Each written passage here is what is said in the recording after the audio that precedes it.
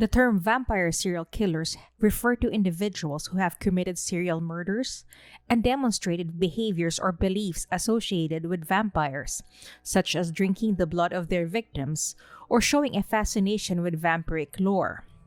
Whether or not vampires exist, communities throughout history have accused individuals of being vampires. Quite a few troubled serial killers have earned the vampire label. Here are some of the most infamous stories of people with this title, whether before or after their death. Countess Elizabeth Bathory.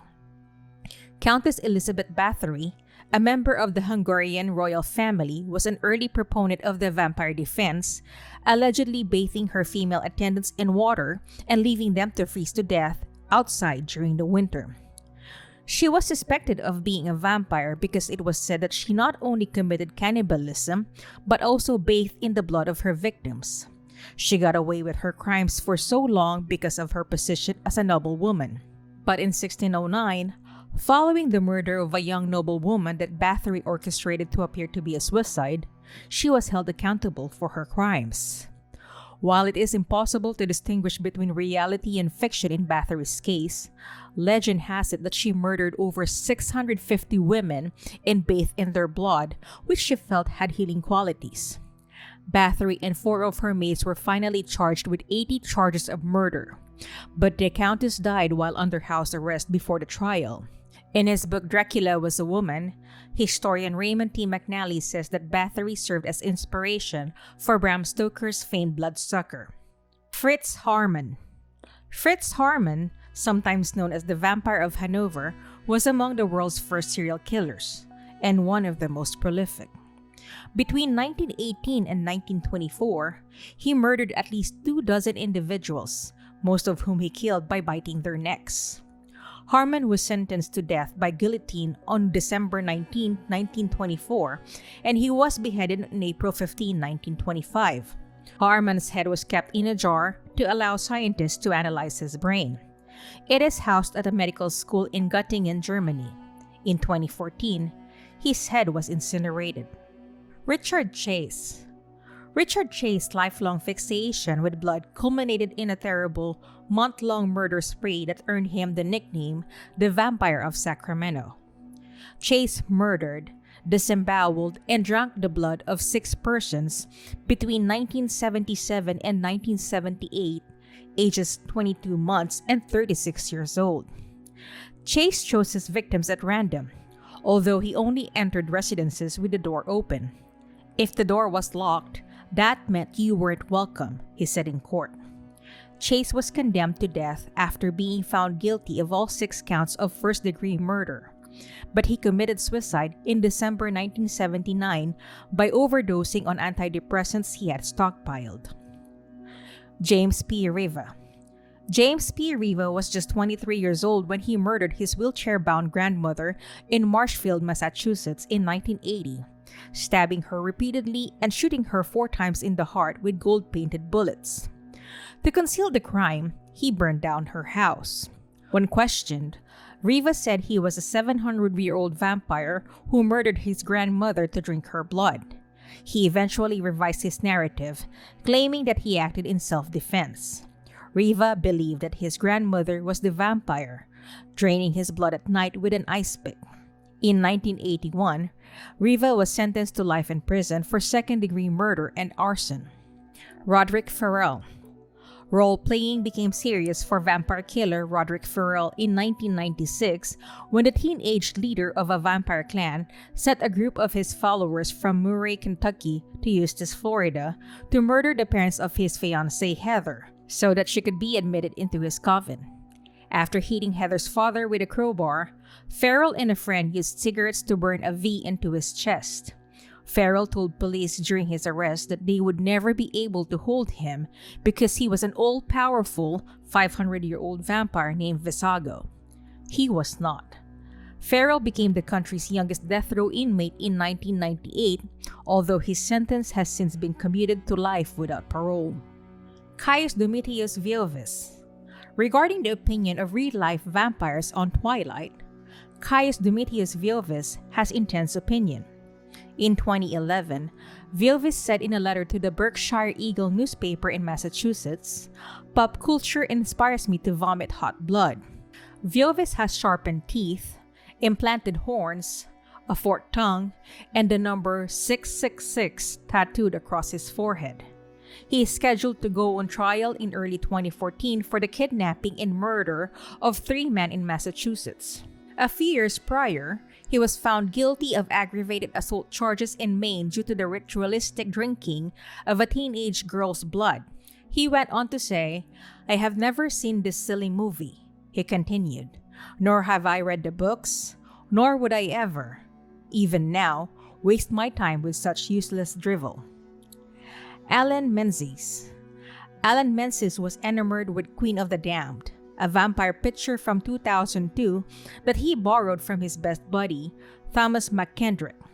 Menzies came to believe that the main character, Akasha, was real and desired that he kill someone to become a vampire himself.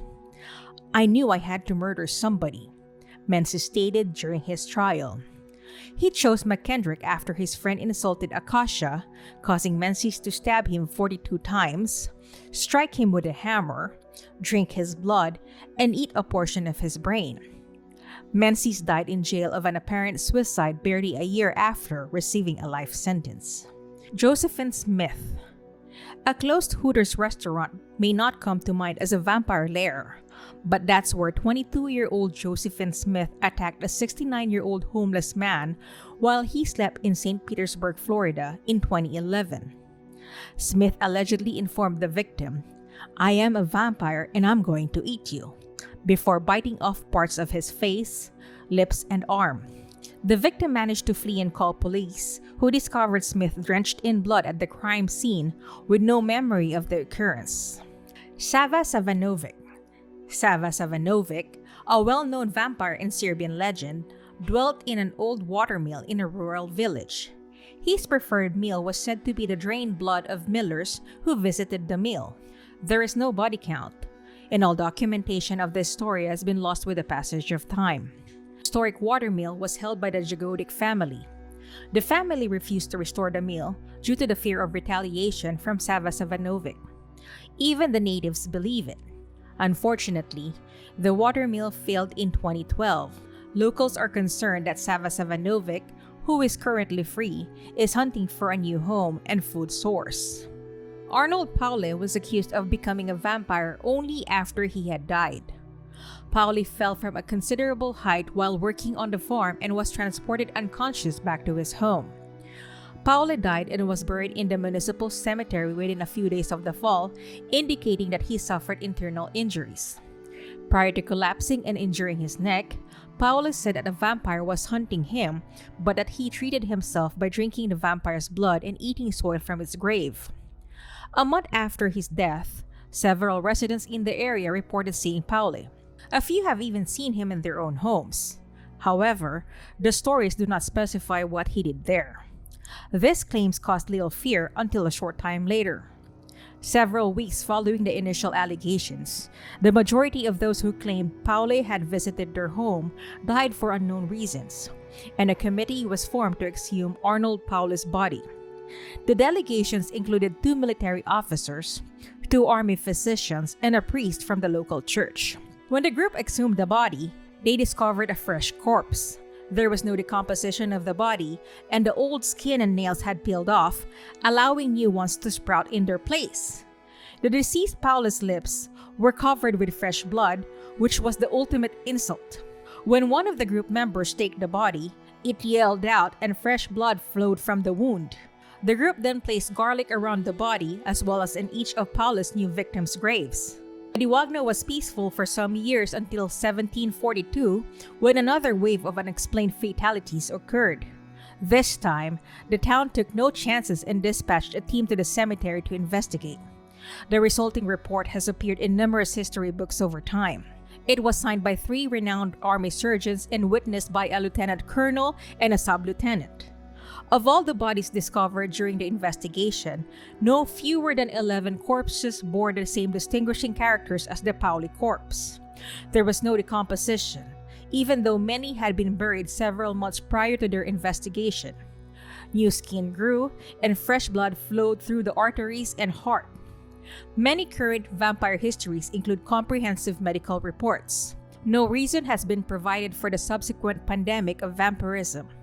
However, one idea states that Paole feasted on both local animals and people during his vampiric reign. According to the theory, as time passed and the cows were slaughtered for their flesh, the vampire attributes were passed down to everyone who ate the meat. Auguste Delagrange. Auguste Delagrange was a suspected vampire and serial killer who was responsible for multiple disappearances in Louisiana. It is alleged that he would enter people's homes and butcher them to death with an extremely sharp axe. Although his victims were dismembered, there was minimal blood on the scene, leading many to believe he was a vampire. Delagrange eventually met his death at the hands of a voodoo practitioner and a priest, who drove a stake through his heart. His heart is currently being auctioned. Bela. Bela, a Hungarian serial killer from the turn of the 20th century, specially targeted women. He would post ads claiming to be a widower looking for a wife, then rob and kill the women who responded. He would strangle them, drain their blood around their necks, and then place their bodies in a steel barrel filled with methanol to preserve them. In total, Bela killed more than 20 women. His killings were not revealed until he was recruited to serve in World War I. A few years later, his landlord, assuming he had died, decided to clean out his belongings to make room for a new renter. When he went through the collection of steel drums on the site, he discovered the bodies. Although military police attempted to locate him, he was never discovered. Bela was last seen working as a janitor in New York City in the 1930s. Vlad the Impaler. Vlad III, often known as Vlad Dracula, was a Wallachian monarch in the 1400s and is unquestionably the most famous vampire murderer. Vlad's youth is full of political intrigue, espionage, and betrayal. He did not, however, stand in opposition. He was notorious for impaling his opponents' armies and was later accused of consuming their blood. Anyone found to have conspired against him or his family received a similar punishment. Vlad lost and recovered his rulership several times, but eventually died fighting and was allegedly dismembered. Accounts of where his body parts are buried vary. One supposed location was discovered to have animal bones rather than his body. This added to the mystique, and some argue, origins of Dracula from Transylvania. These cases highlight the extreme and often gruesome nature of vampire serial killers who combine elements of vampiric mythology with their criminal activities, resulting in a particularly horrifying subset of serial murder cases.